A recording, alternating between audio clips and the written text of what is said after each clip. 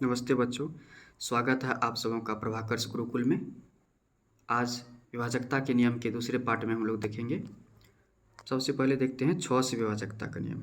ठीक है, अगर कोई संख्या 2 और 3 दोनों से पूर्णतः विभाजित हो तो वह संख्या भी 6 से पूर्णतः विभाजित होगी। यहाँ क्या है, 24 है, तो 24 क्या है, 2 और 3 दोनों से पूर्णतः विभाजित है, इसलिए 24 6 से पूर्णतः विभाजित होगी। ठीक है, अब देखते हैं 8 से विभाजकता का नियम।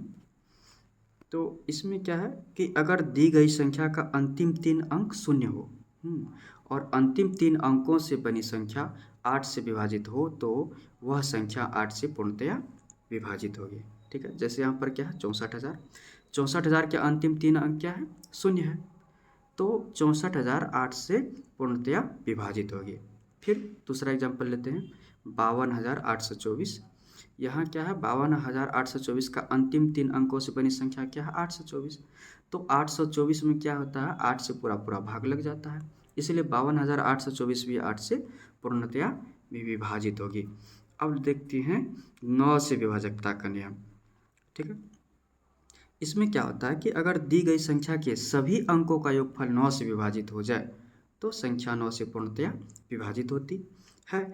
यहाँ पे क्या है, 18,549 है, तो 18,549 के सभी अंकों को जोड़िए, तो 1 जोड़ 8 जोड़ 5 जोड़ 4 जोड़ 9 बराबर हो गया 27।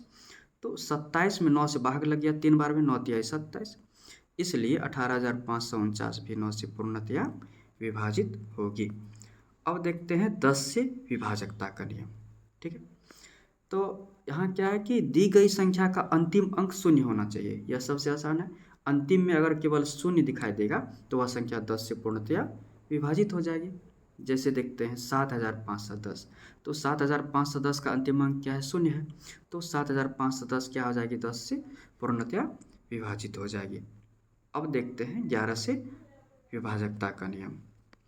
तो इसमें क्या है, यदि किसी संख्या के सम स्थानों पर स्थित अंकों का योग विषम स्थानों पर स्थित अंकों का योग का अंतर शून्य हो तो या फिर क्या होगा, 11 से विभाजित होगा। अंतर क्या होगा, शून्य होगा या फिर 11 से विभाजित होगा, तो वह संख्या 11 से पूर्णतया विभाजित होगी। ठीक है, यहाँ पर एक एग्जाम्पल देखते हैं, 1,35,245 है।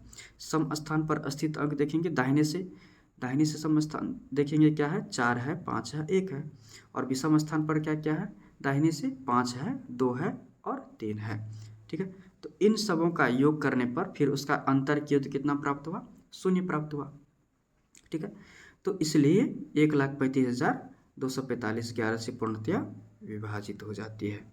ठीक, अब दूसरा एग्जाम्पल इसमें लेते हैं कि यहाँ पर है 9,273। यहाँ पर सम स्थान पर स्थित अंक क्या है, 7 और 9, दाहिने से देखेंगे 7 और 9 है सम स्थान पर, तो इनका योगफल हो गया 16। विषम स्थान पर स्थित अंक क्या है, 3 और 2, दाहिने से देखिए 3 और 2 है, इन दोनों को जोड़ने पर 5 प्राप्त होता है। ठीक, तो अब 16 में से 5 को घटाएंगे, इसके अंतर करेंगे योगफल का। 16 में से 5 को यहाँ पर घटाए तो कितना प्राप्त हुआ, 11।